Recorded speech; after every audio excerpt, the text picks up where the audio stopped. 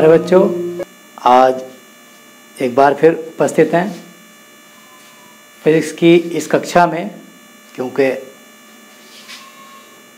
Summer vacation के बाद आज हम ऑनलाइन शिक्षण की पहली कक्षा प्रारंभ कर रहे हैं।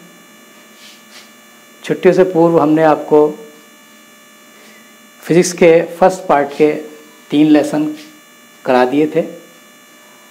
आज हम सेकंड पार्ट में 9वां अध्याय किरण प्रकाशिकी एवं प्रकाशिकी यंत्र कराएंगे। इसके विषय में जानेंगे। देखिए, सबसे पहले हम ये जानेंगे कि प्रकाश क्या है। तो प्रकाश एक प्रकार की ऊर्जा है जो वस्तुओं को देखने के काम में आती है।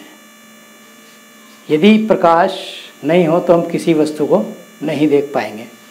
आपने पूर्व कक्षाओं में दीप्त और अदीप्त वस्तुएं पढ़ी होंगी। दीप्त वस्तुएं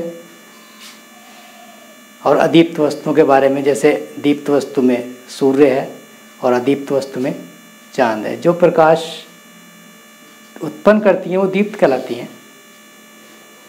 तो यहाँ पर जब चंद्रमा पर सूर्य का प्रकाश पड़ता है तो हमें चंद्रमा चमकता हुआ दिखाई देता है। किसी अंधेरे कमरे में आप चले जाएं और वहाँ पर बहुत सी वस्तुएं रखी होंगी तो आपको दिखाई नहीं देंगी जब तक कि आपको वहाँ प्रकाश नहीं पहुँचे। तो किसी भी वस्तु को देखने के लिए हमें प्रकाश की आवश्यकता होती है। अब सवाल आता है प्रकाश का परावर्तन। तो प्रकाश का परावर्तन क्या होता है? देखिए, किसी भी चमकदार तल पर से प्रकाश जब पड़ता है तो वो वापस लौट जाता है, और किसी चमकदार तल पर प्रकाश पड़कर वापस लौटने की घटना प्रकाश का परावर्तन कहलाता है।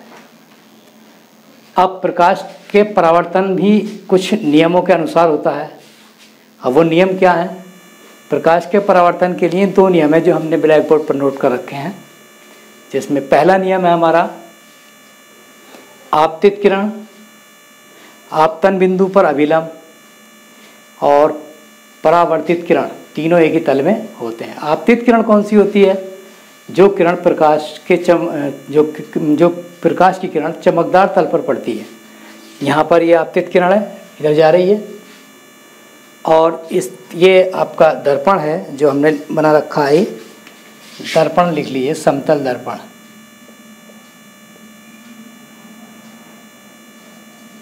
अब जैसे यहाँ पे किरण पड़ती तो यहाँ आपतन बिंदु पर ये पड़ी और यहाँ से परावर्तित होकर ये निकल गई। तो ये क्या बिंदु है? ये आपतन बिंदु है। इसको हम आपतन बिंदु कहेंगे। आपतन बिंदु। तो क्या बताया? आपतित किरण आपतन बिंदु पर अभिलंब, यह अभिलंब, तथा परावर्तित किरण, तीनों एक ही तल में होती हैं, यानी कागज के तल में होंगे। दूसरा नियम क्या है? परावर्तन कोण। यह परावर्तन कोण जिसे R बोलते हैं हम, सदैव आपतन कोण के बराबर होता है। आपतन कोण जिसे I बोलते हैं। ये जो कोण बनेगा हमारा आपतन कोण ये वाला, और परावर्तन कोण ये, I और R सेम होंगे, बराबर होंगे। अगर ये 40 अंश का तो दूसरा भी 40 अंश का होगा। तो इस तरीके से ये परावर्तन के 2 नियम हैं।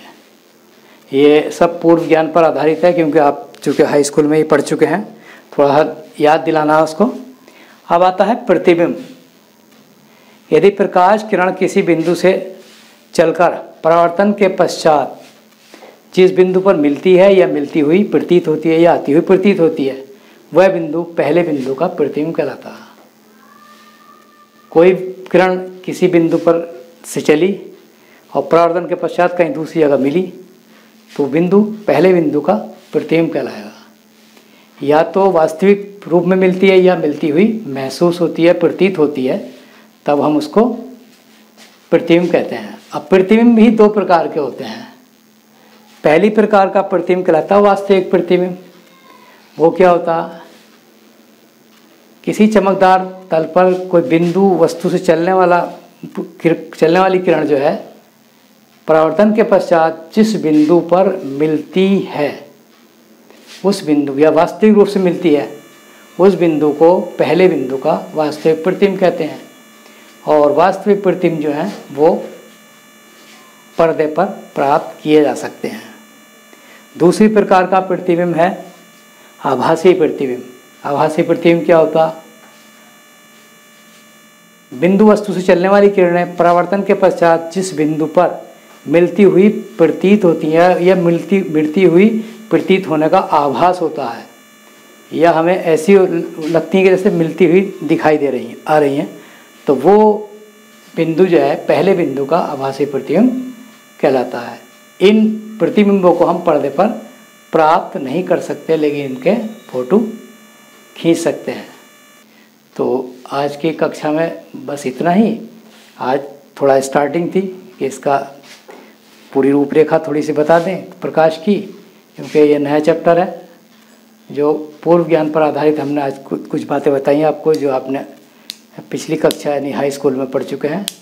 अब नेक्स्ट पीरियड में इसके आगे गोलीय दर्पणों से परावर्तन के विषय में पढ़ेंगे।